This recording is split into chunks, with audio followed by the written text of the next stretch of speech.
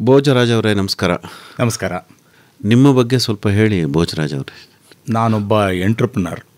ನಾನು 1992ರಿಂದ ನಾನು ಎಂಟ್ರಪ್ರನರ್ ಆಗಿ ನಾನು ನನ್ನ ಉದ್ದಿಮೆಯನ್ನು ನಡೆಸ್ತಾ ಬಂದಿದ್ದೀನಿ. ಹಾಗೇ ನಾನು ಮೊದಲು ಇಂಜಿನಿಯರಿಂಗ್ ಮಾಡಿದೆ. ಇಂಜಿನಿಯರಿಂಗ್ ನಂತರ ನಾನು ಸ್ವಂತವಾಗಿ ನಾನು ಮಾಡಬೇಕು ಅನ್ನೋದೇ ನನ್ನ ಅಭಿಲಾಷೆ ಇತ್ತು. ಹಾಗಾಗಿ ನಾನೊಬ್ಬ ಕೃಷಿಕ ಕುಟುಂಬದಲ್ಲಿ ಹುಟ್ಟಿ ಬೆಳೆದು ಎಲ್ಲ ಆದಮೇಲೂ ಕೂಡ ನಮ್ಮ ಮನೆಯಲ್ಲಿ ಯಾರೂ ಈ ಎಂಟ್ರಪ್ರನರ್ಶಿಪ್ ಅನ್ನೋವಂಥದ್ದೇನೂ ಇರಲಿಲ್ಲ. ಹಾಗಾಗಿ ನಾನು ಫಸ್ಟ್ ಜನ್ರೇಷನ್, ಮೊದಲನೇ ತಲೆಮಾರಿನ ನಾನು ಎಂಟ್ರಪ್ರನರ್. 92ರಿಂದ ಪ್ರಾರಂಭ ಮಾಡಿದ್ದೀನಿ, ಇಲ್ಲಿ ತನಕ ನಡೆಸ್ಕೊಂಡು ಬರ್ತಾಯಿದ್ದೀನಿ. ಪ್ಲಾಸ್ಟಿಕ್ ಇಂಜೆಕ್ಷನ್ ಮೌಲ್ಡಿಂಗಿಂದ ಪ್ರಾರಂಭ ಮಾಡಿದೆ. ಅದಾದ ನಂತರ ಕಾಂಪೊನೆಂಟ್ ಸಬ್ ಅಸೆಂಬ್ಲಿ ಲೆವೆಲಲ್ಲಿ 2011ರಿಂದ ಎರಡನೇ ಉದ್ದಿಮೆ ಪ್ರಾರಂಭ ಮಾಡಿದೆ. ಹೀಗೆ ನಾನು ಎಂಟ್ರಪ್ರನರ್ಶಿಪ್ ಜರ್ನಿ ಆಗಲಿಂದ ಇಲ್ಲಿ ತನಕ ನಡ್ಕೊಂಡು ಬಂದಿದೆ. ಕೃಷಿ ನಿಮ್ಮನ್ನು ಆಸಕ್ತಿಗೊಳಿಸ್ಲಿಲ್ವಾ? ಕೃಷಿಕ ಕುಟುಂಬ ಇದ್ದರೂ ಕೂಡ ಆಗ ಈ ಥರದ ಮುಕ್ತವಾದ ಅವಕಾಶಗಳು ಸಿಗ್ತಾ ಇರಲಿಲ್ಲ. ಆದರೆ ಯಾವಾಗಲೂ ಮನಸ್ಸಲ್ಲಿ ಇರ್ತಾಯಿತ್ತು, ನಾನೊಬ್ಬ ಬಯಲುಸೀಮೆ ಜಾಗದಿಂದ ಬಂದವನು. ನಮ್ಮ ಹಳ್ಳಿನಲ್ಲಿ ನೀರಿನ ಸೆಲೆಗಳೇ ಇರಲಿಲ್ಲ. ನಮ್ಗೆ ಯಾವುದೇ ನದಿ ಆಗಲಿ ಇತ್ಯಾದಿ ಯಾವುದೂ ಇಲ್ಲ. ಎಲ್ಲಿಯವರು ಸರ್ ತಾವು? ನಾನು ತುಮಕೂರು ಜಿಲ್ಲೆ ಪಾವಗಡ ತಾಲ್ಲೂಕು ಚನ್ನಕೇಶವಪುರ ಅಂತ ನಮ್ಮ ಗ್ರಾಮ. ಸುಮಾರು ಬೆಂಗಳೂರಿಂದ 180-190 ಕಿಲೋಮೀಟರ್ ದೂರದಲ್ಲಿದೆ. ನಿಮ್ಮ ಸಂಸ್ಥೆ ಬಗ್ಗೆ ಹೇಳಿ ಸರ್. ತಾವು ಗೌರವ ಕಾರ್ಯದರ್ಶಿಯಾಗಿ ಕೆಲಸ ಮಾಡ್ತಾ ಇರೋ ಸಂಸ್ಥೆ. ನಾವು ಈ ಥರ MSME ನಂದೊಂದು ಎಂಟ್ರಪ್ರನರ್ಶಿಪ್ ಪ್ರಾರಂಭ ಮಾಡಿದಾಗ ನಮ್ಗೆ ಯಾರು ನನಗೆ ಆ ಥರ ಸಹಾಯ ಮಾಡೋಕ್ಕೆ ಅಂದಾಗ ಯಾರನ್ನೋ ಒಬ್ಬರಿಬ್ಬರನ್ನ ಕೇಳಿ ನನ್ನ ಸ್ವಂತ ಇದರಿಂದನೇ ನನ್ನ ಎಂಟ್ರಪ್ರನರ್ಶಿಪ್ನ ಪ್ರಾರಂಭ ಮಾಡಿದೆ. ಆದರೆ ಈ ಥರ ಎಂಟ್ರಪ್ರನರ್ಸ್ ಯಾರ್ಯಾರಿದ್ದಾರೆ ಅವ್ರಿಗೆ ಸಹಾಯ ಮಾಡಬೇಕು, ಅವರನ್ನು ಚೆನ್ನಾಗಿ ಅವರ ಇದನ್ನು ಮುಂದೆ ಅವರ ಶ್ರೇಯೋಭಿವೃದ್ಧಿನ ಮಾಡೋದಕ್ಕೋಸ್ಕರನೇ ಒಂದು ಲಘು ಉದ್ಯೋಗ ಭಾರತಿ ಅಂತ ಒಂದು ಆಲ್ ಇಂಡಿಯಾ ಲೆವೆಲಲ್ಲಿ ಒಂದು ಆರ್ಗನೈಸೇಷನ್ ಇದೆ. ಹಾಗಾಗಿ ಅದರ ರಾಜ್ಯದ ಗೌರವ ಕಾರ್ಯದರ್ಶಿಯಾಗಿ ಈಗ ನಾನು ಕೆಲಸ ಮಾಡ್ತಾಯಿದ್ದೀನಿ. ಇದರಲ್ಲಿ ವಿಶೇಷ ಅಂತಂದರೆ ಯಾರ್ಯಾರು ಎಂಟ್ರಪ್ರನರ್ ಆಗಬೇಕು ಅಥವಾ ಈಗಾಗಲೇ ಎಂಟ್ರಪ್ರನರ್ ಆಗಿದ್ದಾರೆ ಅವ್ರಿಗೆ ಇಲ್ಲಿ ತುಂಬ ಅವಕಾಶಗಳಿದೆ. ಮಾರ್ಕೆಟ್ ಇರ್ಬೋದು, access to market, access to finance, access to technology, ಈ ಥರ 3 ವಿಷಯಗಳನ್ನು ಇಟ್ಕೊಂಡು ಅವ್ರ ಜೊತೆ ನಾವು ಸಂವಹನಗಳನ್ನು ಯಾವಾಗಲೂ ಮಾಡ್ತಾನೆ ಇರ್ತೀವಿ. ಈ ಸಂಸ್ಥೆಗೆ ಯಾರು ಸದಸ್ಯರು? 1994ರಲ್ಲಿ ಪ್ರಾರಂಭ ಆಯ್ತಿದ್ದು. ಕೆಲವು ಉದ್ದಿಮೆಗಳವರು ಆಗ ಅದನ್ನು ಸಣ್ಣ ಕೈಗಾರಿಕೆಗಳು ಅಂತ ಕರೀತಾಯಿದ್ರು. ಈ ಸಣ್ಣ ಕೈಗಾರಿಕೆಗಳಿಗೆ ಒಂದು ಆಲ್ ಇಂಡಿಯಾ ಲೆವೆಲಲ್ಲಿ ಪಾಲಿಸಿ ಫಾರ್ಮಿಂಗೇ ಇರಲಿಲ್ಲ. ಹಾಗಾಗಿ ಅವರು ಆ ಸಮಯದಲ್ಲಿ ಯೋಚನೆ ಮಾಡಿ ಈ ಸಂಘಟನೆಯನ್ನು ಪ್ರಾರಂಭ ಮಾಡಿದ್ರು. ಈಗ ದೇಶವ್ಯಾಪಿಯಾಗಿದೆ. 24 ರಾಜ್ಯಗಳಲ್ಲಿದ್ದೀವಿ. ಸುಮಾರು 540 ಜಿಲ್ಲೆಗಳಲ್ಲಿ ನಮ್ಮ ಚಟುವಟಿಕೆ ಇದೆ. ಕರ್ನಾಟಕ ರಾಜ್ಯದಲ್ಲಿ ನಾವು ಸುಮಾರು 2005ರಲ್ಲಿ ಈ ಲಘು ಉದ್ಯೋಗ ಭಾರತೀಯ ಆರ್ಗನೈಸೇಷನ್ ಪ್ರಾರಂಭ ಆಯಿತು. ನಾನು ಆ ಪ್ರಾರಂಭದ ದಿನದಿಂದನೂ ಜೋಡಿಸ್ಕೊಂಡು ಬಂದಿದ್ದೀನಿ. ನಾನು ಬೇರೆ ಬೇರೆ ಜವಾಬ್ದಾರಿಗಳನ್ನು ನಿರ್ವಹಿಸಿದ್ದೀನಿ. ಹಾಗಾಗಿ ಈ ವಿಷಯದಲ್ಲಿ ನಾವು MSMEಗಳಿಗೆ ಅವ್ರಿಗೆ ಅವಕಾಶ ಮಾಡಿಕೊಡೋದು, ಈ ಥರದ ಕಾರ್ಯಕ್ರಮಗಳನ್ನು ಆಯೋಜನೆ ಮಾಡೋದು ಮತ್ತು ಎಕ್ಸಿಬಿಷನ್ಗಳನ್ನು ಆಯೋಜನೆ ಮಾಡೋದು, ಈ ಥರದ್ದನ್ನು ನಾವು ಮಾಡ್ತೀವಿ. ಭೋಜರಾಜ್ ಅವರೇ, ಈಗ ರೈತ ಉತ್ಪಾದಕ ಕಂಪನಿಗಳು ಗ್ರಾಮ ಮಟ್ಟದಲ್ಲಿ, ತಾಲೂಕು ಮಟ್ಟದಲ್ಲಿ, ಜಿಲ್ಲಾ ಮಟ್ಟದಲ್ಲಿ ಬರ್ತಾ ಇದ್ದಾವೆ. ಇದಕ್ಕೆ ಸಂಬಂಧಪಟ್ಟಂಥ ಏನಾದರೂ ಕಾರ್ಯಕ್ರಮಗಳಿದ್ದಾವೆ? ಹೌದು.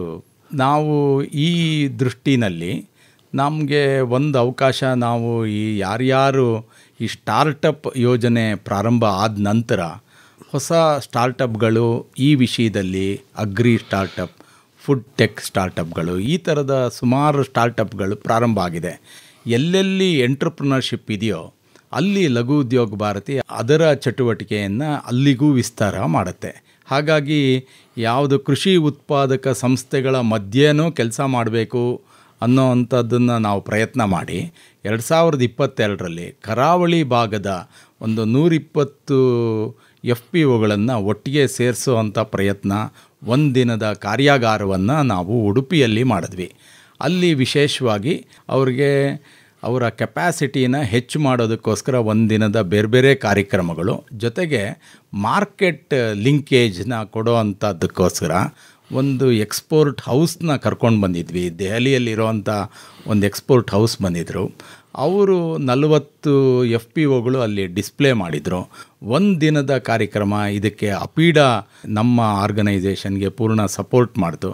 ಇಲ್ಲಿಂದ ನಮ್ಮದು ಅಗ್ರಿಕಲ್ಚರ್ ಎಕ್ಸ್ಪೋರ್ಟ್ ಫೆಸಿಲಿಟೇಷನ್ ಕೌನ್ಸಿಲ್ ಪ್ರಾರಂಭ ಮಾಡಬೇಕು FPOಗಳಿಗೆ ಅನ್ನೋ ಒಂದು ಕಲ್ಪನೆ ಇಲ್ಲಿಂದ ಪ್ರಾರಂಭ ಆಯಿತು. ಏನು ಮಾಡ್ತಾ ಇದ್ದೀರಾ ಸರ್ ಆ ಹಿನ್ನೆಲೆಯಲ್ಲಿ? ನಾವೇನು ಮಾಡಿದ್ವಿ, ಪ್ರಾರಂಭದಲ್ಲಿ ಒಂದು ಕಾರ್ಯಕ್ರಮ ಆಗಲೇ ಹೇಳಿದಾಗೆ ನಾವು ಉಡುಪಿಯಲ್ಲಿ ಈ ಥರ ಒಂದು ಅವರ ಕೆಪ್ಯಾಸಿಟಿ ಬಿಲ್ಡಿಂಗ್ ಪ್ರೋಗ್ರಾಮ್ನ ಮೊದಲನೇ ಬಾರಿ ಮಾಡಿದ್ವಿ.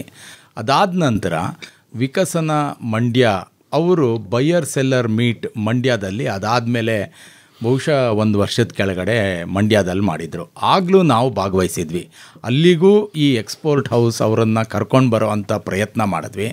ಅದಾದಮೇಲೆ ನಿರಂತರವಾಗಿ ಯಾರ್ಯಾರು FPOಗಳಿದ್ದಾರೆ ಅವರನ್ನು ನಾವು ಅವರ ಜೊತೆ ಸಂಪರ್ಕ ಇಟ್ಕೊಳ್ಳೋ ಅಂಥ ಪ್ರಯತ್ನ ನಾವು ಮಾಡ್ತಾಯಿದ್ದೀವಿ. ಈಗ ನಮ್ಮ ಮುಂದೆ ಇರೋವಂಥದ್ದು ಅಗ್ರಿಕಲ್ಚರ್ ಎಕ್ಸ್ಪೋರ್ಟ್ ಫೆಸಿಲಿಟೇಷನ್ ಕೌನ್ಸಿಲ್ ಅಂತ ಒಂದು ಪ್ರಾರಂಭ ಮಾಡಬೇಕು. ಸುಮಾರು ಇನ್ನೊಂದು 3-4 ತಿಂಗಳು, ಬಹುಶಃ ಜನವರಿ ಅಥವಾ ಫೆಬ್ರವರಿಯಲ್ಲಿ ಇದು ನಮ್ಮ ಲಘು ಉದ್ಯೋಗ ಭಾರತಿ ಸಂಘಟನೆಯಲ್ಲಿ ಲಾಂಚ್ ಆಗೋದಿದೆ. ಅದು ಒಮ್ಮೆ ಪ್ರಾರಂಭ ಆದಾಗ ನಾವು 25ರಿಂದ 1 ವರ್ಷಕ್ಕೆ ಒಂದು 25 FPOಗಳನ್ನು ಹ್ಯಾಂಡ್ ಹೋಲ್ಡ್ ಮಾಡಿ ಅವರನ್ನು ಮುಂದಿನ ಹಂತಕ್ಕೆ ತಗೊಂಡೋಗೋವಂಥ ಪ್ರಯತ್ನ ನಮ್ಮದು, ಯೋಚನೆ ನಮ್ಮದು ಆ ಥರ ಇದೆ ಸರ್. FPOಗಳು ರಫ್ತು ಮಾಡಬೇಕು ಅಂತಂದರೆ ಏನು ಪ್ರೊಸೀಜರ್ ಇರ್ಬೋದು ಸರ್? ಸರ್, ಯಾವಾಗಲೂ ಏನಂದರೆ ಕೇಂದ್ರ ಸರ್ಕಾರದ ಏನು ಯೋಜನೆ ಏನಿದೆ ಈ FPO ಅನ್ನೋದು, ಅವರ ಪ್ರಾರಂಭದ ಕಲ್ಪನೆಯೇ ಅವರ ಆದಾಯವನ್ನು ಹೆಚ್ಚು ಮಾಡಬೇಕು ಅನ್ನೋದು. ಈಗ ಆದಾಯ ಹೆಚ್ಚು ಮಾಡಬೇಕಾದ್ರೆ ಅವರು ಉತ್ಪಾದನೆಯನ್ನು ಹೆಚ್ಚು ಮಾಡಬೇಕು, ಅದರ ಕ್ವಾಲಿಟಿಯನ್ನು ಜಾಸ್ತಿ ಮಾಡ್ಕೋಬೇಕು, ಮತ್ತು ಕ್ವಾಲಿಟಿ ಸ್ಟ್ಯಾಂಡರ್ಡ್ ಜೊತೆಗೆ ನಾವು ಇದನ್ನು ಇಂಡಸ್ಟ್ರಿ ಸ್ಟ್ಯಾಂಡರ್ಡ್ ಆಗಿ ತಗೊಂಡು ಬರೋ ಅಂಥ ಪ್ರಯತ್ನ ಮಾಡಬೇಕು. ಉತ್ಪಾದನೆಯಲ್ಲಿ ಆಗಲಿ ಅಥವಾ ಕ್ವಾಲಿಟಿಯಲ್ಲಾಗಲಿ ನಾವು ಹೇಗೆ ಬೇರೆ ಇಂಡಸ್ಟ್ರಿಗಳಲ್ಲೆಲ್ಲ ಸ್ಟ್ಯಾಂಡರ್ಡ್ ಆಪ್ರೇಟಿಂಗ್ ಪ್ರೊಸೀಜರ್ ಅಂತ ಏನಿರುತ್ತೆ ಅದನ್ನು ಈ FPOಗಳ ಮುಖಾಂತರ ರೈತರ ಮಧ್ಯದಲ್ಲಿ ಈ ಥರದ್ದನ್ನು ತಗೊಂಡು ಬರಬೇಕು. ಹಾಗಾಗಿ ಅವರು ಬೇರೆ ಬೇರೆ ಹವಾಮಾನ ವೈಪರೀತ್ಯ ಇರ್ಬೋದು ಅಥವಾ ವ್ಯಾಪಾರದ ಏನೇನು ವ್ಯತ್ಯಾಸಗಳು ನಡೆಯುತ್ತೆ, ಈ ಎಲ್ಲ ಸಂದರ್ಭದಲ್ಲೂ ಕೂಡ ಅವರ ಆ ಉತ್ಪಾದನೆ ಆಗಿರೋವಂಥ ವಸ್ತುಗೆ ಕರೆಕ್ಟಾಗಿರುವಂಥ ದರ ಸಿಗೋವಂಥ ವ್ಯವಸ್ಥೆ FPO ಮುಖಾಂತರ ಮಾಡಬೇಕು. ಹಾಗೆ ಅದು ರಫ್ತು ಆಗಬೇಕಂದ್ರೆ ಅದಕ್ಕೊಂದು ಗುಣಮಟ್ಟ ತರಬೇಕು. ಆ ಗುಣಮಟ್ಟ ತರಬೇಕು ಅಂದರೆ ಅದು ಇಂಡಸ್ಟ್ರಿ ಸ್ಟ್ಯಾಂಡರ್ಡ್ ಆಗಬೇಕು. ಆ ಇಂಡಸ್ಟ್ರಿ ಸ್ಟ್ಯಾಂಡರ್ಡ್ ಆದಾಗ ಖಂಡಿತ ಅದಕ್ಕೆ ಬೇಕಾಗಿರೋವಂಥ ಅವಕಾಶಗಳು ಬಹಳ ಇದೆ. ಇವತ್ತು ಅವಕಾಶಗಳಂತೂ ದೊಡ್ಡ ಮಟ್ಟದಲ್ಲಿ ಇದೆ ಸರ್. ಅಲ್ಲ, ಈಗ ರೈತ ಉತ್ಪಾದಕ ಸಂಸ್ಥೆಗಳು ಅಂತ ಏನು ಆಗಿದಾವಲ್ಲ ಸರ್, ಅವರು ಇನ್ಪುಟ್ ಬಿಸ್ನೆಸ್ ಜಾಸ್ತಿ ಮಾಡ್ತಾ ಇದ್ದಾರೆ. ಅಂದರೆ ರೈತರಿಂದ ಉತ್ಪನ್ನಗಳನ್ನು ಖರೀದಿ ಮಾಡಿ ಅದನ್ನು ಮಾರಾಟ ಮಾಡೋ ನಿಟ್ಟಿನತ್ತ ಯಾವ ರೀತಿಯಿಂದ, ಮೊದಲನೇದು ಆಂತರಿಕವಾದ ಮಾರುಕಟ್ಟೆ, ಅದನ್ನು ಯಾವ ರೀತಿ ಸೃಷ್ಟಿ ಮಾಡ್ಕೋಬೇಕು, ಯಾವ ರೀತಿ ಮಾರಾಟ ಮಾಡಬೇಕು, ಒಂದು ವೇಳೆ ಒಂದು ಹೆಜ್ಜೆ ಮುಂದೆ ಹೋಗಿ ಅದನ್ನೇ ನಾನು ರಫ್ತು ಮಾಡ್ತೀನಿ ಅಂತ ಆದರೆ ಅದಕ್ಕೆ ಏನೆಲ್ಲ ವ್ಯವಸ್ಥೆಯನ್ನು ಮಾಡ್ಕೋಬೇಕು ಅಂತೀರಿ? ಸರ್, ಇದು ತುಂಬ FPOಗಳು ನೀವು ಹೇಳಿರೋ ಅಂಥ ಇದರಲ್ಲಿ ಅವರು ಸಾಮಾನ್ಯ ಈ ಯಾವುದು ಇನ್ಪುಟ್ ಏನಿದೆ ಅದನ್ನು ಮಾಡುವಂಥವ್ರು, ಸೀಡ್ಸ್ ಆಗಲಿ ಫರ್ಟಿಲೈಸರ್ ಆಗಲಿ ಅದನ್ನು ಮಾಡುವಂಥವರು ತುಂಬ ಜನ FPOಗಳಿದ್ದಾರೆ. ಆದರೆ ನಮ್ಮ ಗಮನ ಎಲ್ಲವೂ ಔಟ್ಪುಟ್ ಮಾಡುವಂಥ ಪ್ರಾಡಕ್ಟ್ನ ಆಚೆ ತಗೊಂಡು ಬರೋವಂಥ FPOಗಳು ಆದರೆ ಯಾವ್ಯಾವ FPOಗಳಿದೆ ಅದರಿಂದ ಹೆಚ್ಚು ಅನುಕೂಲ ಆಗುವಂಥದ್ದು ಸಾಧ್ಯತೆ ರೈತರಿಗೂ ಜಾಸ್ತಿ ಮತ್ತು ಇವ್ರಿಗೂ ಜಾಸ್ತಿ. ಯಾವುದರಲ್ಲೂ ನಾನೇನು ಇದರಲ್ಲಿ ಮಾಡೋಕ್ಕಾಗಲ್ಲ ಅಂತ ಇಲ್ಲ.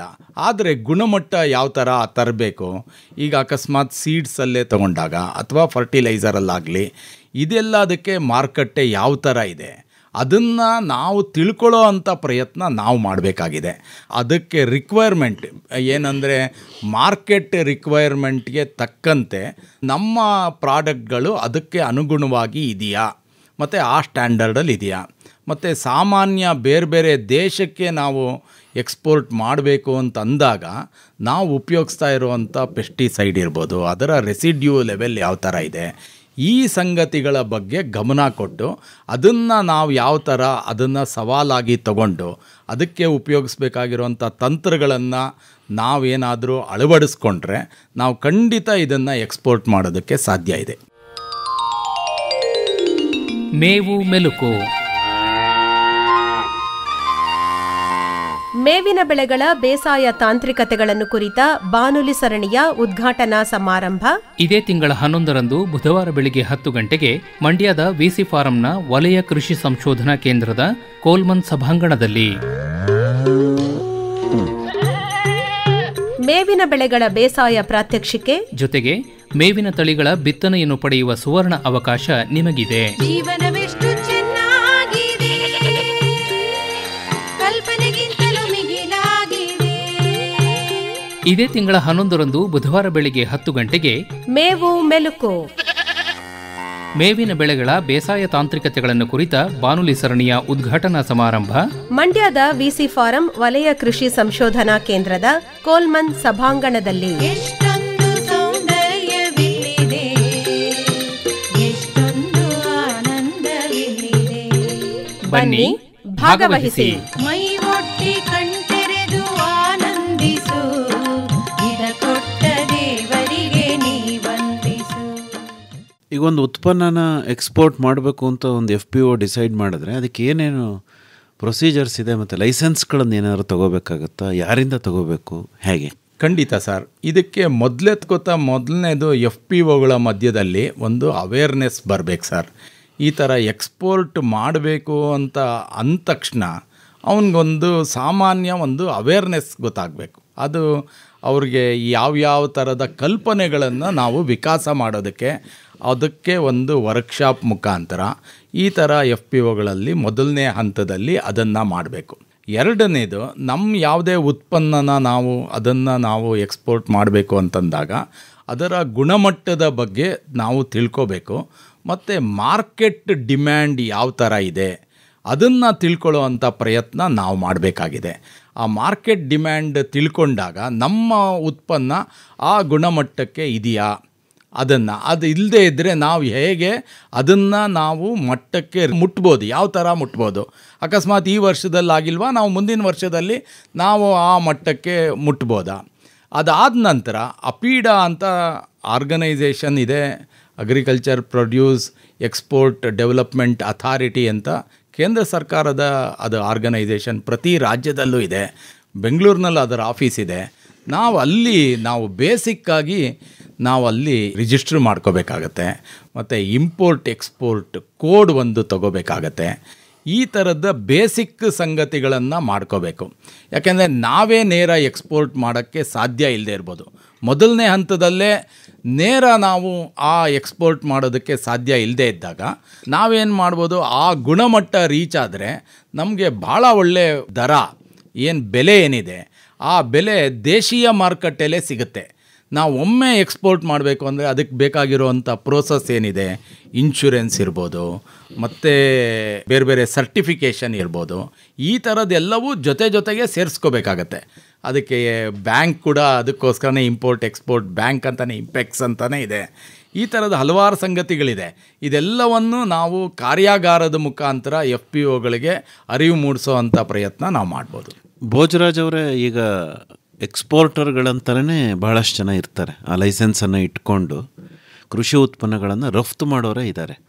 ಈಗ FPOಗಳು ನೇರವಾಗಿ ಆ ತರಹದ ಲೈಸೆನ್ಸನ್ನು ಪಡ್ಕೊಂಡು ಎಕ್ಸ್ಪೋರ್ಟ್ ಮಾಡೋದು ಒಳ್ಳೆಯದು ಅಂತಿರೋ, ಅಥವಾ ಈಗಾಗಲೇ ಅದರಲ್ಲಿ ಅನುಭವ ಪಡ್ಕೊಂಡಿರೋವಂಥವ್ರ ಸೇವೆಯನ್ನು ಬಳಸ್ಕೊಳ್ಳೋದು ಒಳ್ಳೆಯದು ಅಂತ ತಮಗನ್ಸುತ್ತೆ? ಇಲ್ಲ, ನನಗನ್ಸೋದು ಆ ಥರ ಏನಿಲ್ಲ. ನಮ್ಮ ಉತ್ಪನ್ನ ಅದೇನಾದರೂ ನಮ್ಗೆ ಆ ಮಟ್ಟದಲ್ಲಿ ಗುಣಮಟ್ಟ ಇದೆ ಅಂತ ಆದರೆ ನನಗನ್ಸುತ್ತೆ ನೇರ ಎಕ್ಸ್ಪೋರ್ಟ್ ಮಾಡ್ಬೋದು, ಮಾಡೋಕ್ಕಾಗಲ್ಲ ಅಂತಲ್ಲ.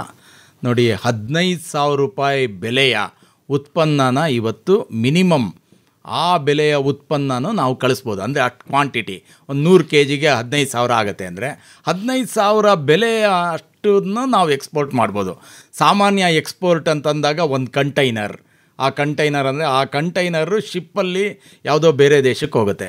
ಅದರಲ್ಲಿ ಎಷ್ಟು ಕ್ವಾಂಟಿಟಿ ಸೇರುತ್ತೋ ಅಷ್ಟು ಮಾಡಬೇಕು ಅನ್ನೋದು ಇರೋದು.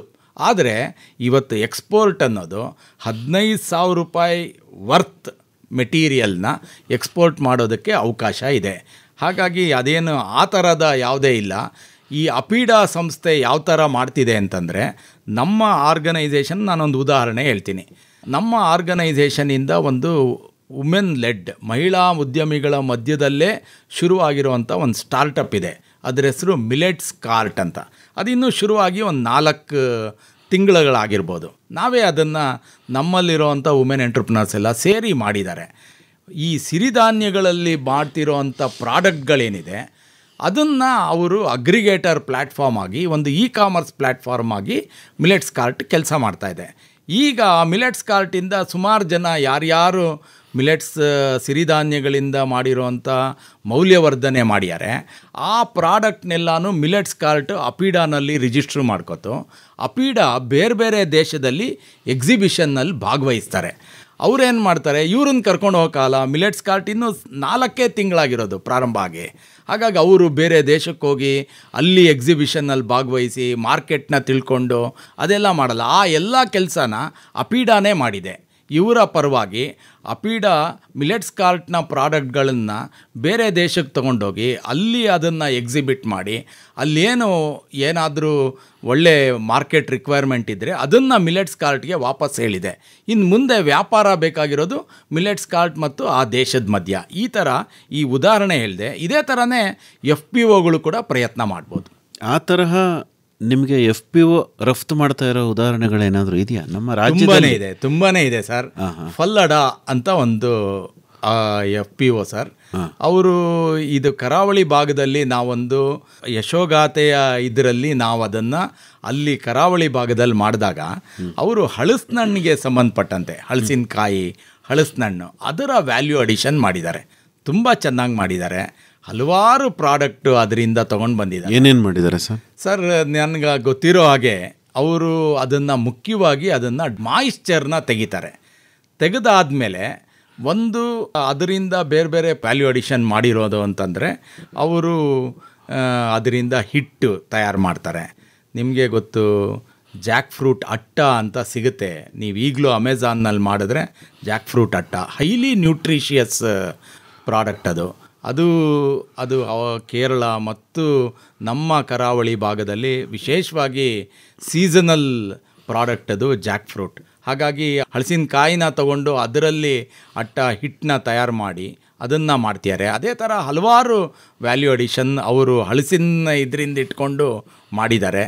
ಅದನ್ನು ಮುಖ್ಯವಾಗಿ ಬೇಕಾಗಿರೋದು ಇದರಲ್ಲಿ ಡ್ರೈಯಿಂಗ್ ಟೆಕ್ನಾಲಜಿ. ನನಗನ್ಸುತ್ತೆ ಹಣ್ಣುಗಳಿರ್ಬೋದು, ಈ ಥರದ್ದೇನಿದೆ ಅದನ್ನು ಡ್ರೈ ಮಾಡೋವಂಥ ಸೌಲಭ್ಯ ನಾವು ಇಟ್ಕೊಂಡಿದ್ರೆ ನಾವು ಸುಲಭವಾಗಿ ಆ ಪ್ರಾಡಕ್ಟ್ನ ನಾವು ಅದರ ಶೆಲ್ಫ್ ಲೈಫ್ನ ಇನ್ಕ್ರೀಸ್ ಮಾಡ್ಬೋದು. ಅದನ್ನು ನಾವು 10 ದಿನದಲ್ಲಿ ಕೆಡೋದನ್ನು ನಾವು 1 ತಿಂಗಳು ಅದನ್ನು ಮುಂದುವರಿಸಿದಾಗ, 1 ತಿಂಗಳು ಅಥವಾ 2 ತಿಂಗಳು ಮಾಡಿದಾಗ ಇದಕ್ಕೆ ಎಕ್ಸ್ಪೋರ್ಟ್ ಮಾಡುವಂಥ ಅವಕಾಶ ನಮಗೆ ಸಿಗುತ್ತೆ. ಎಲ್ಲಿದೆ ಸರ್ ಈ FPO? ಇದು ಕರಾವಳಿ ಭಾಗದಲ್ಲಿದೆ ಮತ್ತು ಬೆಂಗಳೂರಿನಲ್ಲೂ ಅವರ ಆಫೀಸ್ ಇದೆ ಸರ್. ಏನಂದರೆ ಅದರ ಹೆಸರು? ಫಲ್ಲಡಾ ಅಂತ. ಹೌದಾ? ರೈತರು ಸೇರಿ ಮಾಡಿರೋದಾ? ಹೌದು ಸರ್. ಇದಲ್ದಲೇ ಬೇರೆ ಉದಾಹರಣೆಗಳೇನಾದರೂ ಇದೆಯಾ ತಮ್ಮಲ್ಲಿ? ಅಲ್ಲ, ನನಗೆ ತಕ್ಷಣ ಬರ್ತಾ ಇಲ್ಲ. ಆದರೆ ಸುಮಾರು ಜನ FPOಗಳು ಈ ಥರ ಮಾಡ್ತಿದ್ದಾರೆ. ಇದರಲ್ಲಿ ಪ್ರೈವೇಟ್ ಎಂಟಿಟಿಯಾಗಿ ಕೃಷಿ ಕಲ್ಪ ತಮಗೆ ಪರಿಚಯ ಇರ್ಬೋದು. ಅವರು FPOಗಳಿಗೆ ಸಹಾಯ ಮಾಡ್ತಿದ್ದಾರೆ. ಅವರನ್ನು ಎಕ್ಸ್ಪೋರ್ಟ್ ಮಾಡಬೇಕು ಅನ್ನೋವಂಥ ಪ್ರಯತ್ನದಲ್ಲೇ ಕೃಷಿ ಕಲ್ಪ ವಿಶೇಷವಾಗಿ ಕರ್ನಾಟಕದ್ದೇ ಒಂದು ಎಂಟಿಟಿ ಅದು ವಿಶೇಷವಾಗಿ ಕೆಲಸ ಮಾಡ್ತಿದೆ ಸರ್. ಭೋಜರಾಜ್ ಅವರೇ, ಈಗ ಆಂತರಿಕ ಮಾರುಕಟ್ಟೆ ಅನ್ನೋದು ಒಂದಿರುತ್ತೆ FPOಗಳಿಗೆ. ಅಂದರೆ ಡೊಮೆಸ್ಟಿಕ್ ಮಾರ್ಕೆಟ್ ಅಂತ ನಾವೇನು ಹೇಳ್ತೀವಲ್ಲ, ರಫ್ತು ಮಾಡೋದ್ರ ಮೊದಲು ಆಂತರಿಕ ಮಾರುಕಟ್ಟೆಯ ವಿಚಾರಗಳನ್ನು ತಿಳ್ಕೊಂಡು ಅಲ್ಲಿಗೆ ಅವರು ಮುನ್ನುಗ್ಗಬೇಕು. ಅದ್ರ ಬಗ್ಗೆ ಹೇಗೆ ಸರ್? ಈಗ ಸರ್ಕಾರದ್ದು, ನಾನು ಪ್ರೈವೇಟಲ್ಲಿ ಮಾಡ್ತಿರೋ ಅಂಥದ್ದನ್ನು ನಾನು ಹೆಚ್ಚು ಉಲ್ಲೇಖ ಮಾಡಲ್ಲ. ನಾನು ಉಲ್ಲೇಖ ಮಾಡುವಂಥದ್ದು ಕೇಂದ್ರ ಸರ್ಕಾರದಿಂದ ನಾಮ್ ಅಂತ ಇದೆ, ನ್ಯಾಷನಲ್ ಅಗ್ರಿಕಲ್ಚರ್ ಮಾರ್ಕೆಟಿಂಗ್ ಅಂತ, ಎಲೆಕ್ಟ್ರಾನಿಕ್. ಅಲ್ಲಿ ನಾವು ನಮ್ಮ ಪ್ರಾಡಕ್ಟ್ಗಳನ್ನು ರಿಜಿಸ್ಟ್ರ್ ಮಾಡಿ ಅದರ ಮುಖಾಂತರ ಮಾರ್ಕೆಟ್ ಮಾಡುವಂಥದ್ದು ಒಂದು ಭಾಗ ಇದೆ. ಅದರಲ್ಲೂ ಕೂಡ ಮಾಡ್ಬೋದು. ಹಾಗೆ ಇದೇ ಥರ ಕಮಾಡಿಟಿ ಟ್ರೇಡ್ ಅಂತಲೇ ಒಂದು ಎಕ್ಸ್ಚೇಂಜ್ ಒಂದು ಪ್ರಾರಂಭ ಆಗಿದೆ. ಇದು 1 ವರ್ಷದಿಂದ ಪ್ರಾರಂಭ ಆಗಿದೆ. ಅಲ್ಲೂ ಕೂಡ ಯಾರ್ಯಾರು ಧಾನ್ಯಗಳನ್ನು ಬೆಳೀತಾ ಇದ್ದಾರೆ, ಬೇಳೆಕಾಳುಗಳನ್ನು ಬೆಳೀತಾ ಇರೋವಂಥವ್ರು, ಅಂಥವರು ಕೂಡ ಅದರಲ್ಲಿ ಈಗಂತೂ ಅದಕ್ಕೆ ಓಪನ್ ಮಾಡಿದ್ದಾರೆ. ಅವರು ಆ ಕಮಾಡಿಟಿನಲ್ಲಿ ಟ್ರೇಡ್ ಎಕ್ಸ್ಚೇಂಜಲ್ಲಿ ಮಾಡಿ ಪ್ರತಿನಿತ್ಯ ಅದರಲ್ಲಿ ದರದ ವ್ಯತ್ಯಾಸಗಳಿರುತ್ತೆ. ಅತ್ಯಂತ ಹೆಚ್ಚಿನ ದರದಲ್ಲಿ ಅವರು ಮಾರ್ಕೆಟ್ ಮಾಡೋದಕ್ಕೆ ಅವಕಾಶ ಸಿಗುತ್ತೆ. ಅದೇ ಥರನೇ ಈಗ ಕೇಂದ್ರ ಸರ್ಕಾರ ಒಂದು ONDC ಅಂತ ಒಂದು ಆನ್ಲೈನ್ ಪ್ಲ್ಯಾಟ್ಫಾರ್ಮ್ ತೊಗೊಂಬಂದಿದ್ದಾರೆ. ಓಪನ್ ನೆಟ್ವರ್ಕ್ ಡಿಜಿಟಲ್ ಸೊಲ್ಯೂಷನ್ ಅಂತ ನನಗೆ ಗೊತ್ತಿರೋ ಹಾಗೆ. ಅಲ್ಲಿ ನಾವು ಯಾರು ಸೆಲ್ಲರ್ ಆ್ಯಪ್ನ ನಾವು ಡೌನ್ಲೋಡ್ ಮಾಡಿಕೊಂಡು ನಾವು ನಮ್ಮ ಪ್ರಾಡಕ್ಟ್ಗಳನ್ನು ಅದ್ರ ಒಳಗಡೆ ಹಾಕಿದ್ರೆ ಆ ಪ್ರಾಡಕ್ಟ್ಗಳನ್ನು ಬೈಯರ್ ಆ್ಯಪ್ ಜೊತೆಗೆ ಸರ್ಕಾರನೇ ಆ ONDS ಅಂತ ಏನಿದೆ ಅದರ ಮುಖಾಂತರ ಮಾಡಿ ಅವ್ರಿಗೆ ವ್ಯಾಪಾರ ಮಾಡಿಕೊಡೋದಕ್ಕೆ ಒಂದು ಅವಕಾಶ ಮಾಡಿಕೊಟ್ಟಿದೆ. ಈ ಥರ ಹಲವಾರು ನಾನು ಸರ್ಕಾರದ ದೃಷ್ಟಿಯಿಂದ ಹೇಳ್ತಾ ಇದ್ದೀನಿ. ನೀವು ಹೇಗೆ ಮಂಡಿ APMC ಆ ಥರ ಏನಿದೆ, ಇವತ್ತು ಟ್ರೇಡ್ ಎಕ್ಸ್ಚೇಂಜ್ ಕೂಡ ಒಂದು ಮಂಡಿ ಇದ್ದಾಗೆ. ಅಲ್ಲೂ ಕೂಡ ಪ್ರತಿನಿತ್ಯ ವ್ಯತ್ಯಾಸ ಆಗ್ತಿರೋದ್ರಿಂದ ಒಳ್ಳೆ ದರ ಸಿಗೋ ಥರ ಅವಕಾಶ ಇದೆ.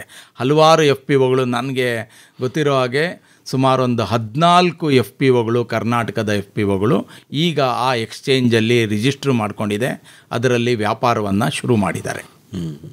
ನೀವೇನೋ ಒಂದು ಮಾರುಕಟ್ಟೆ ಮಾಡ್ತೀನಿ ಒಂದಷ್ಟು FPOಗಳ ಜೊತೆ ಅಂತ ಹೇಳ್ತಾ ಇದ್ರಲ್ಲ?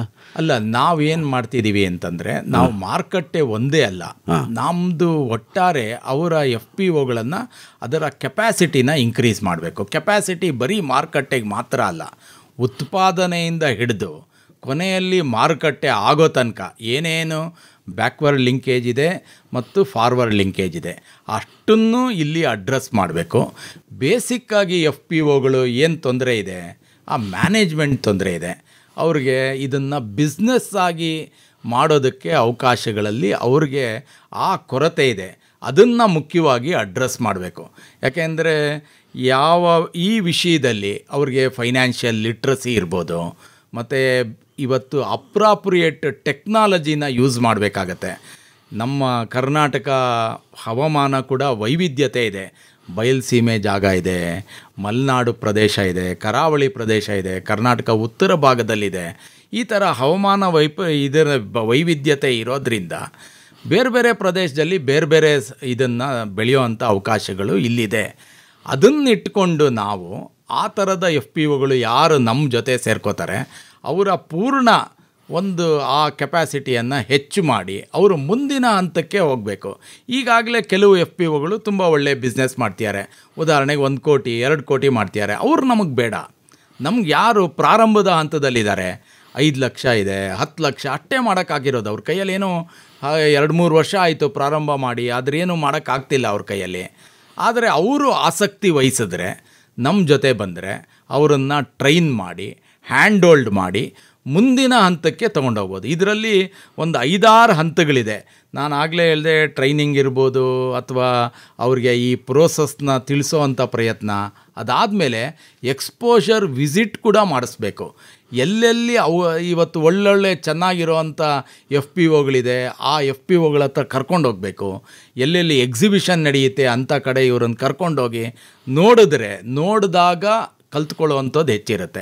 ಹಾಗಾಗಿ ಈ ಥರ ಮುಂದಿನ ಹಂತಕ್ಕೆ ತೊಗೊಂಡೋಗುವಂಥದ್ದು ಮತ್ತು ಕೆಪ್ಯಾಸಿಟಿನ ಹೆಚ್ಚು ಮಾಡೋದು, ಅದರ ಪರಿಣಾಮನೇ ಅವ್ರಿಗೆ ಒಳ್ಳೆಯ ಮಾರುಕಟ್ಟೆ ಸಿಗುತ್ತೆ, ಒಳ್ಳೆಯ ಬೆಲೆ ಸಿಗುತ್ತೆ, ಅವರ ಮಾಡಿರೋವಂಥ ಉತ್ಪನ್ನ ಇನ್ನೂ ಹೆಚ್ಚಿನ ಗುಣಮಟ್ಟದ ಹೊಂದಿರುತ್ತೆ ಅನ್ನೋದು ನಮ್ಮ ಉದ್ದೇಶ. ಬರೀ ಮಾರುಕಟ್ಟೆ ಒಂದೇ ತೊಂದರೆ ಇರಲ್ಲ, ಆದರೆ ಅದಕ್ಕೆ ಬೇಕಾಗಿರುವಂಥ ಪೂರಕವಾದಂಥ ಇರುವಂಥ ಎಲ್ಲ ಹಂತಗಳಲ್ಲೂ ನಾವು ಪ್ರಯತ್ನ ಮಾಡಬೇಕು ಅಂತಿದ್ದೀವಿ.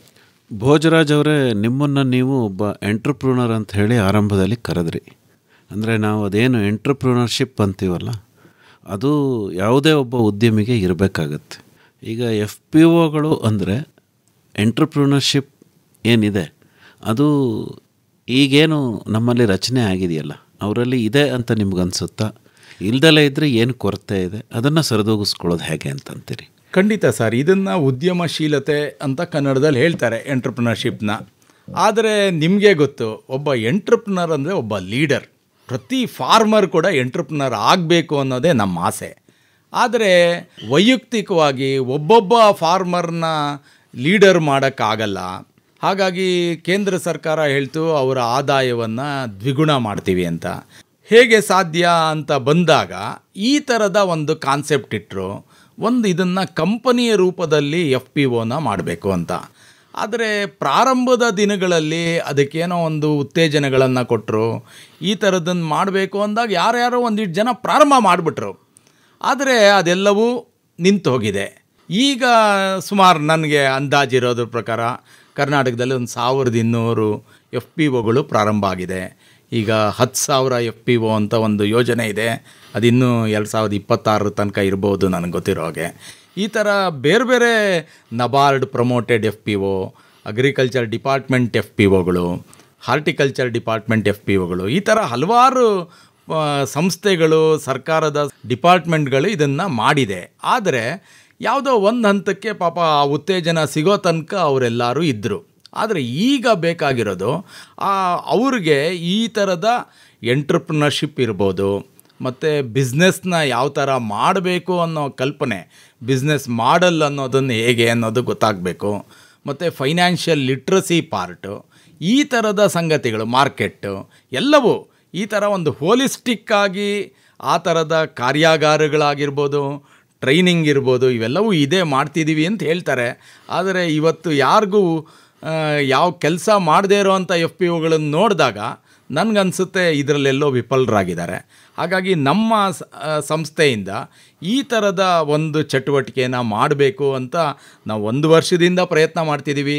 ನಬಾರ್ಡ್ ಮುಂದೆ ನಾವು ಮೊದಲನೇ ಸಾರಿ ನಾವು ನಮ್ಮದು ಕಾರ್ಯಕ್ರಮ ಕರಾವಳಿನಲ್ಲಿ ಉಡುಪಿಯಲ್ಲಿ ಮಾಡಿದ್ಮೇಲೆ ತಕ್ಷಣವೇ ಇದಕ್ಕೊಂದು ಯೋಜನೆ ತಯಾರು ಮಾಡಿದ್ವಿ.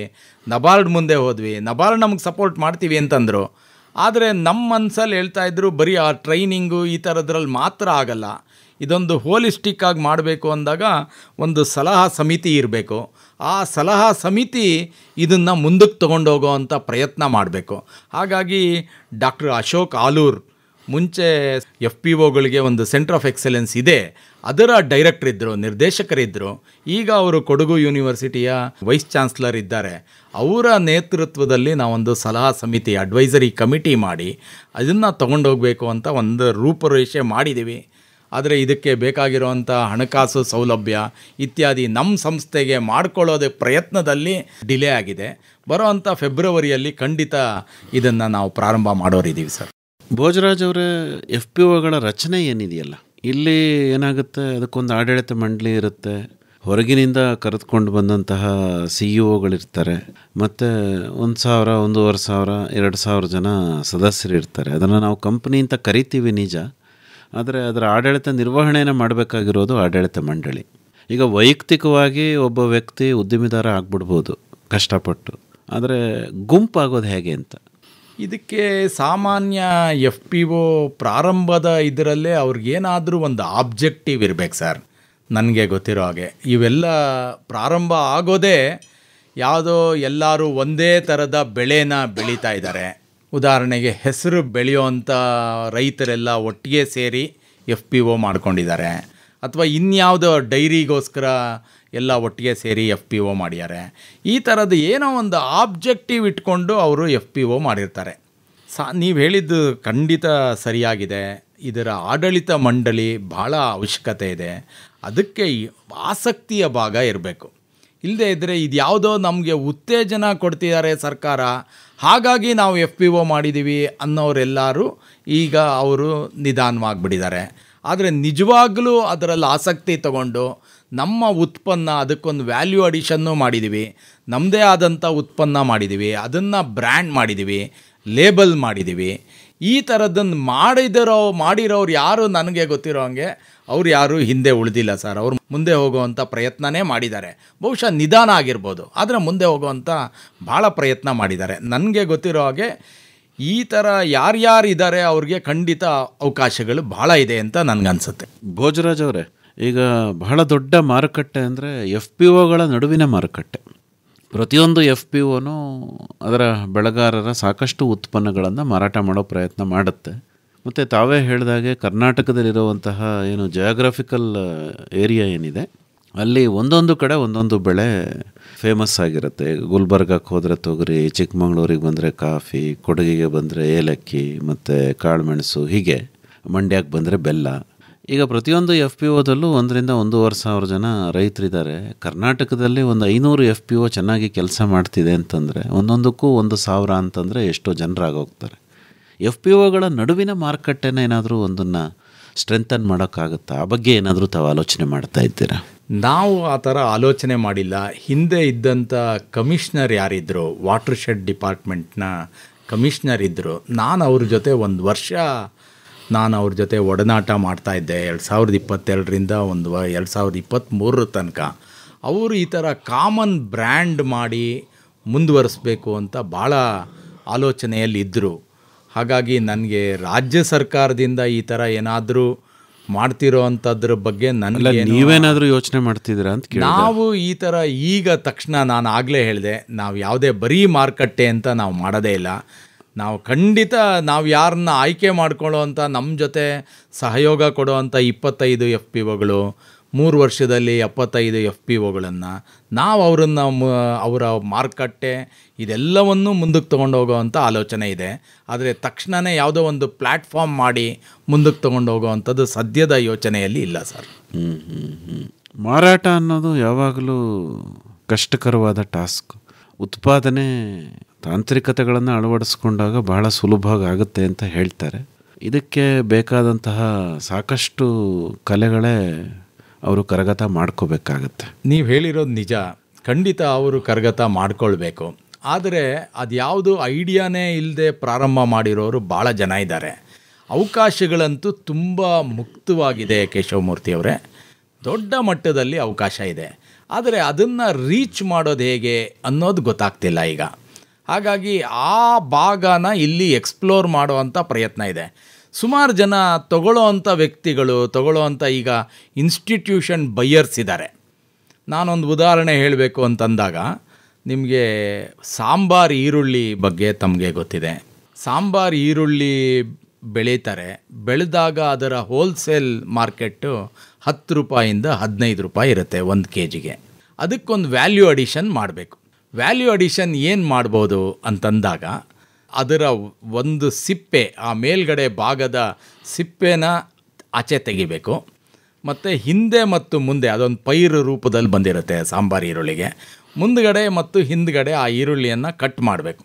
ಕಟ್ ಮಾಡಿದ ತಕ್ಷಣ, ಅದರ ಸಿಪ್ಪೆ ತೆಗೆದ ತಕ್ಷಣ ಅದರ ಶೆಲ್ಫ್ ಲೈಫ್ ಕಡಿಮೆ ಆಗಿಬಿಡುತ್ತೆ. ತಕ್ಷಣ ಅದನ್ನು ವ್ಯಾಕ್ಯೂಮ್ ಪ್ಯಾಕಿಂಗ್ ಆಗಬೇಕು. ವ್ಯಾಕ್ಯೂಮ್ ಪ್ಯಾಕಿಂಗ್ ಮಾಡಿ ಅದನ್ನು ಮಾರಾಟ ಮಾಡಿದ್ರೆ ಹೋಲ್ಸೇಲ್ ಪ್ರೈಸಲ್ಲಿ 30ರಿಂದ 40 ರೂಪಾಯಿ ಪರ್ kg ಸಿಗುತ್ತೆ. ಇದಕ್ಕೆ ಬೇಕಾಗಿರೋದು ಒಂದು ಮೆಷಿನ್ ಅಷ್ಟೇ. ಈ ಥರ ರೈತ ಉತ್ಪಾದಕ ಸಂಸ್ಥೆ ಇದನ್ನು ಅಳವಡಿಸ್ಕೊಂಡ್ರೆ, ಮಾಡ್ಕೊಂಡಿದ್ದಾರೆ. ಅದಕ್ಕೆ ಉದಾಹರಣೆ ಹೇಳ್ತಾ ಇದ್ದೀನಿ. ಇದನ್ನು ಮಾಡಿಕೊಂಡಾಗ ಯಾರು ಸಾಂಬಾರು ಈರುಳ್ಳಿ ಬೆಳೀತಾ ಇದ್ದಾರೆ, ನಾನು ನಗರ ಪ್ರದೇಶದ ಹೋಟ್ಲಲ್ಲಿ ಇವತ್ತು ಈರುಳ್ಳಿ ಬಿಡಿಸೋದಕ್ಕೆ ಜನನೇ ಇಲ್ಲ. ಅವರು ನೇರ ಇದನ್ನು ತೊಳೆದು ಬಿಸಿನೀರಿನಲ್ಲಿ ತೊಳೆದು ಸಾಂಬಾರಿಗೆ ನೇರ ಹಾಕೋವಂಥ ವ್ಯವಸ್ಥೆ ಇದೆ. ದೊಡ್ಡ ಮಟ್ಟದಲ್ಲಿ ಇನ್ಸ್ಟಿಟ್ಯೂಷನ್ ಬೈ ಮಾಡ್ತಿದೆ. ಈ ಥರ ಇನ್ಸ್ಟಿಟ್ಯೂಷನಲ್ ಬೈಯರ್ಸು ಪ್ರತಿಯೊಂದು ಪದಾರ್ಥಕ್ಕೂ ಯಾರ್ಯಾರಿದ್ದಾರೆ ಅದನ್ನು ಹುಡುಕುವಂಥ ಪ್ರಯತ್ನ ಮಾಡಿ ಅವರನ್ನು ಲಿಂಕೇಜ್ ಮಾಡುವಂಥ ಕೆಲಸ ನಮ್ಮ ಸಂಸ್ಥೆ ಮಾಡ್ಬೋದು. ಈಗ ತಾವು ಹೇಳಿದ್ರಿ ಮಹಿಳಾ ಉದ್ಯಮೆದಾರರ ಜೊತೆ ನಾವು ಕೆಲಸ ಮಾಡ್ತಾ ಇದ್ದೀವಿ ಅಂತ ಹೇಳಿ, ಅಲ್ಲಿಯ ಒಂದಷ್ಟು ಎಕ್ಸ್ಪೀರಿಯನ್ಸಸ್ ಶೇರ್ ಮಾಡ್ಬೋದೇ? ಖಂಡಿತ ಸರ್. ಈಗೇನಂತ ನಾವು ಮಿಲೆಟ್ಸ್ ಕಾರ್ಟ್ ಅಂತ ಏನಂತ ಅಗ್ರಿಗೇಟರ್ ಪ್ಲಾಟ್ಫಾರ್ಮ್ ಅದನ್ನು ಹೇಳಿದ್ದೀರಿ. ಬೇರೆ ಇನ್ನೇನಾದರೂ ವಿಶೇಷವಾದ ಮಾಡಿರೋ? ನಾನು ಈ ಫುಡ್ ಪ್ರೊಸೆಸಿಂಗಲ್ಲಿ ತುಂಬ ಜನ ಮಹಿಳಾ ಉದ್ದಿಮೆದಾರರು ನಮ್ಮ ಸಂಘಟನೆಯಲ್ಲಿ ನಮ್ಮ ಜೊತೆ ಜೋಡಿಸ್ಕೊಂಡಿದ್ದಾರೆ. ಬೇರೆ ಬೇರೆ ಥರದವರು. ಅವರು ಹನಿ ಪ್ರೊಸೆಸಿಂಗ್ ಇರ್ಬೋದು, ಮೈಸೂರಿನಲ್ಲೇ ಒಂದು ಹನಿ ಪ್ರೊಸೆಸಿಂಗ್ ಇಂಡಸ್ಟ್ರಿ ಅವರು ಮಹಿಳಾ ಉದ್ಯಮಿನೇ ನಡೆಸ್ತಾ ಇದ್ದಾರೆ. ಆ ಥರ ಬೇರೆ ಬೇರೆ ಇದರಲ್ಲಿ ಗುಲ್ಬರ್ಗದಲ್ಲಿ ಒಂದು ಸಿಲ್ವರ್ ಸ್ಪೂನ್ ಅಂತ ಅವ್ರದ್ದೊಂದು ಇಂಡಸ್ಟ್ರಿ ಇದೆ. ನನಗೆ ಗೊತ್ತಿರೋ ಹಾಗೆ ಇನ್ನೊಂದು ಬೆಂಗಳೂರಿನಲ್ಲಿ ಒಬ್ಬರು ಫುಡ್ ಪ್ರೊಸೆಸಿಂಗಲ್ಲಿ ನೈಸರ್ಗಿಕವಾಗಿ ಮಾಡಿರೋವಂಥ ವ್ಯಾಲ್ಯೂ ಅಡಿಷನ್ ಮಾಡಿರೋವಂಥವ್ರು ಒಂದು ಕಂಪನಿ ಇದೆ. ಹಾಗಾಗಿ ನನಗೆ ಗೊತ್ತಿರೋ ಹಾಗೆ ಹಲವಾರು ಜನ ಈ ಫುಡ್ ಪ್ರೊಸೆಸಿಂಗಲ್ಲಿ ಇದ್ದಾರೆ. ಅವರೆಲ್ಲರೂ ನಾವೇನು ಮಾಡ್ತೀವಿ ಅಂತಂದರೆ ಅವ್ರಿಗೆಲ್ಲರಿಗೂ ಮಾರ್ಕೆಟ್ ಲಿಂಕೇಜ್ ಅಂದರೆ ಆಹಾರ ಮೇಳವನ್ನು ಆಯೋಜನೆ ಮಾಡ್ತೀವಿ. ನಾವು ಕಳೆದ ಮಾರ್ಚಲ್ಲಿ ಬೆಂಗಳೂರಿನಲ್ಲಿ 2 ದಿನ ಆಹಾರ ಮೇಳವನ್ನು ಮಾಡಿದ್ವಿ. ಫೋಕಸ್ಸು ಮಿಲೆಟ್ಸ್ ಅಂತಲೇ ಇತ್ತು. ಅದನ್ನು BMS ಇಂಜಿನಿಯರಿಂಗ್ ಕಾಲೇಜಲ್ಲಿ ಮಾಡಿದ್ವಿ. ಇದರಲ್ಲೂ ಕೂಡ ಆಹಾರ ಮೇಳದಲ್ಲಿ ಎಕ್ಸಿಬಿಷನ್ ಮಾಡಿದಾಗ ಒಂದು 25,000 ಜನ ಬಂದು, ಆ ಗ್ರಾಹಕರು ಬಂದು ಇವರ ಉತ್ಪಾದನೆಯನ್ನು ತೊಗೊಂಡೋಗಿದ್ದು ಕೊಂಡ್ಕೊಂಡಿದ್ದು ಒಂದು ಭಾಗ. ಆದರೆ ನಮ್ಮ ಸಂಘಟನೆಯ ಪಾತ್ರ ಏನು ಅಂತಂದಾಗ ಈ ಯಾರು ಫುಡ್ ಪ್ರೊಸೆಸಿಂಗ್ ಇಂಡಸ್ಟ್ರಿ ಮಹಿಳಾ ಉದ್ಯಮಿಗಳನ್ನು ನಡೆಸ್ತಾ ಇದ್ದಾರೆ ಅವರ ಕೆಪ್ಯಾಸಿಟಿನ ಚೆನ್ನಾಗಿ ಮಾಡಬೇಕು. ಅವ್ರು ಮಾಡ್ತಿರೋವಂಥ ಪ್ರಾಡಕ್ಟು FSSAI ಸರ್ಟಿಫಿಕೇಷನ್ನು ಮತ್ತು ಅವ್ರಿಗೆ ಬೇಕಾಗಿರುವಂಥ ಪ್ಯಾಕೇಜಿಂಗಲ್ಲಿ ಇವತ್ತು ವೈವಿಧ್ಯತೆ ಇದೆ. ಯಾವುದನ್ನು ಅಳವಡಿಸ್ಕೊಂಡ್ರೆ ಹೆಚ್ಚು ದಿನಗಳ ಕಾಲ ಶೆಲ್ಫ್ ಲೈಫ್ ಇಂಪ್ರೂವ್ ಮಾಡ್ಬೋದು, ಲೇಬಲಿಂಗ್ ಯಾವ ಥರ ಮಾಡಬೇಕು, ಮಾರ್ಕೆಟ್ ರಿಕ್ವೈರ್ಮೆಂಟ್ ಯಾವ ಥರ ಇದೆ, ಇದನ್ನು ತಿಳಿಸ್ಕೊಡುವಂಥ ಕಾರ್ಯಾಗಾರನೂ 2 ದಿನ ನಡೀತು. ಅದಕ್ಕೆ FSSAIನ ಯಾರು ಕಮಿಷನರ್ ಇದ್ದಾರೆ ನ್ಯೂ ಡೆಲ್ಲಿನಲ್ಲಿ, ಅದರ IAS ಆಫೀಸರ್ ಅವರೇ ಬಂದು ನಮ್ಮ ಆಹಾರ ಮೇಳವನ್ನು ಉದ್ಘಾಟನೆ ಮಾಡಿದ್ರು. ಹಾಗಾಗಿ ನಾವು ಈ ಥರ ಪ್ರಯತ್ನ ಏನಂದರೆ ಒಟ್ಟಾರೆ ಒಂದು ಕಡೆ ಅವರ ಮಾರ್ಕೆಟು ಆಗಬೇಕು, ಜೊತೆಗೆ ಅವರ ಕೆಪ್ಯಾಸಿಟಿನೂ ಇನ್ಕ್ರೀಸ್ ಆದಾಗ ಅವ್ರಿಗೆ ಲಾಂಗ್ ಟರ್ಮ್ ಡಿವಿಡೆಂಡ್ಸ್ ಬರ್ತಾ ಇರುತ್ತೆ. ಮುಂದಿನ ದಿನಗಳಲ್ಲಿ ಅವರ ಸಂಸ್ಥೆ ಚೆನ್ನಾಗಾಗತ್ತೆ, ಅವರ ಕಂಪ್ನಿ ಚೆನ್ನಾಗಾಗತ್ತೆ, ಅವ್ರು ಇನ್ನೂ ಒಳ್ಳೊಳ್ಳೆ ಉತ್ಕೃಷ್ಟವಾದಂಥ ವಸ್ತುಗಳನ್ನು ತಯಾರು ಮಾಡೋ ರೀತಿಯಲ್ಲಿ ಆಗತ್ತೆ ಅನ್ನೋದು ನಮ್ಮ ಭಾವನೆ. ಮೇವು ಮೆಲುಕು. ಮೇವಿನ ಬೆಳೆಗಳ ಬೇಸಾಯ ತಾಂತ್ರಿಕತೆಗಳನ್ನು ಕುರಿತ ಬಾನುಲಿ ಸರಣಿಯ ಉದ್ಘಾಟನಾ ಸಮಾರಂಭ ಇದೇ ತಿಂಗಳ 11ರಂದು ಬುಧವಾರ ಬೆಳಿಗ್ಗೆ 10 ಗಂಟೆಗೆ ಮಂಡ್ಯದ ವಿಸಿ ಫಾರಂನ ವಲಯ ಕೃಷಿ ಸಂಶೋಧನಾ ಕೇಂದ್ರದ ಕೋಲ್ಮನ್ ಸಭಾಂಗಣದಲ್ಲಿ. ಮೇವಿನ ಬೆಳೆಗಳ ಬೇಸಾಯ ಪ್ರಾತ್ಯಕ್ಷಿಕೆ ಜೊತೆಗೆ ಮೇವಿನ ತಳಿಗಳ ಬಿತ್ತನೆಯನ್ನು ಪಡೆಯುವ ಸುವರ್ಣ ಅವಕಾಶ ನಿಮಗಿದೆ. ಜೀವನವೆಷ್ಟು ಚೆನ್ನಾಗಿದೆ, ಕಲ್ಪನೆಗಿಂತಲೂ ಮಿಗಿಲಾಗಿದೆ. ಇದೇ ತಿಂಗಳ 11ರಂದು ಬುಧವಾರ ಬೆಳಿಗ್ಗೆ 10 ಗಂಟೆಗೆ ಮೇವು ಮೆಲುಕು. ಮೇವಿನ ಬೆಳೆಗಳ ಬೇಸಾಯ ತಾಂತ್ರಿಕತೆಗಳನ್ನು ಕುರಿತ ಬಾನುಲಿ ಸರಣಿಯ ಉದ್ಘಾಟನಾ ಸಮಾರಂಭ ಮಂಡ್ಯದ ವಿಸಿ ಫಾರಂ ವಲಯ ಕೃಷಿ ಸಂಶೋಧನಾ ಕೇಂದ್ರದ ಕೋಲ್ಮನ್ ಸಭಾಂಗಣದಲ್ಲಿ. ಎಷ್ಟೊಂದು ಸೌಂದರ್ಯವಿಲ್ಲಿದೆ, ಎಷ್ಟೊಂದು ಆನಂದವಿಲ್ಲಿದೆ. ಬನ್ನಿ, ಭಾಗವಹಿಸಿ. ಮೈ ಒಟ್ಟಿ ಕಣ್ತೆರೆದು ಆನಂದಿಸು, ಇದ ಕೊಟ್ಟ ದೇವರಿಗೆ ನೀ ವಂದಿಸು. ಭೋಜರಾಜ್ ಅವರೇ, ಕೃಷಿ ಉತ್ಪನ್ನಗಳ ಮಾರಾಟ, ರಫ್ತು, ಅದಕ್ಕಿರುವಂತಹ ಸೌಲಭ್ಯಗಳು, ಬೆಂಬಲ, ಇದಕ್ಕೆಲ್ಲ ಸಂಬಂಧಪಟ್ಟಂತೆ ನಿಮ್ಮನ್ನೇ ಹೆಚ್ಚಿನ ಮಾಹಿತಿಗೆ ಸಂಪರ್ಕ ಮಾಡಬೇಕು ಅಂತಾದರೆ ನಿಮ್ಮನ್ನು ಹೇಗೆ ಸಂಪರ್ಕ ಮಾಡ್ಬೋದು? ನಿಮ್ಮ ಮೊಬೈಲ್ ಸಂಖ್ಯೆ ಏನಾದರೂ ಇದೆಯಾ? ಖಂಡಿತ ಇದೆ. ನನ್ನ ಮೊಬೈಲ್ ನಂಬರ್ ಹೇಳ್ತೀನಿ, ಆದರೆ ದಯವಿಟ್ಟು ಇದನ್ನು ಕಾಲ್ ಮಾಡೋದಕ್ಕೆ ಯೂಸ್ ಮಾಡಬಾರ್ದು. ಆದರೆ ಇದನ್ನು ವಾಟ್ಸ್ಯಾಪ್ ಮುಖಾಂತರ ಸಂದೇಶಗಳನ್ನು ಕಳಿಸಿದ್ರೆ ನಾವು ಖಂಡಿತ ಅದನ್ನು ನಿಮ್ಗೆಲ್ರಿಗೂ ಅದಕ್ಕೆ ಬೇಕಾಗಿರುವಂಥ ಸಲ್ಯೂಷನ್ನ ನಾವು ಕೊಡೋದಕ್ಕೆ ರೆಡಿ ಇದ್ದೀವಿ. ನನ್ನ ಮೊಬೈಲ್ ನಂಬರ್ 944-822-4097. ಇನ್ನೊಮ್ಮೆ ಹೇಳ್ತೀರಾ? 944-822-4097. ಇನ್ನೂ ಒಂದು ಸರಿ ಹೇಳ್ಬಿಡಿ ಸರ್. 944-822-4097. ಕೇಳಿದ್ರೆ ಈಗಾಗಲೇ ಭೋಜರಾಜ್ ಅವರು ಹೇಳಿದಾಗೆ ದಯಮಾಡಿ ಈ ಸಂಖ್ಯೆಗೆ ಕರೆ ಮಾಡಬೇಡಿ. ನಿಮ್ಮ ಏನೇ ತೊಂದರೆ ತಾಪತ್ರಯಗಳಿದ್ದರೂ ಅವ್ರಿಗೆ ವಾಟ್ಸಪ್ ಮೂಲಕ ಅಥವಾ ಸಂದೇಶದ ಮೂಲಕ ಅವ್ರ ಜೊತೆ ವ್ಯವಹರಿಸಿ. ಒಳ್ಳೆಯದು ಭೋಜರಾಜ್ ಅವರೇ, ಇದುವರೆಗೂ ರೈತ ಉತ್ಪಾದಕ ಸಂಸ್ಥೆಗಳ ಮೂಲಕ ಕೃಷಿ ಉತ್ಪನ್ನಗಳ ಮಾರಾಟ, ರಫ್ತು, ಅದಕ್ಕಿರೋ ಬೆಂಬಲ, ಈ ಎಲ್ಲ ವಿಚಾರಗಳಿಗೆ ಸಂಬಂಧಪಟ್ಟಂತೆ ಭಾಳ ಉಪಯುಕ್ತವಾದ ಮಾಹಿತಿ ನೀಡಿದ್ರಿ. ವಂದನೆಗಳು. ನಮಸ್ಕಾರ. ನಮಸ್ಕಾರ ಕೇಶವಮೂರ್ತಿಗಳು ಹಾಗೂ ಆಕಾಶವಾಣಿ ಮೈಸೂರಿಗೆ ಧನ್ಯವಾದಗಳು.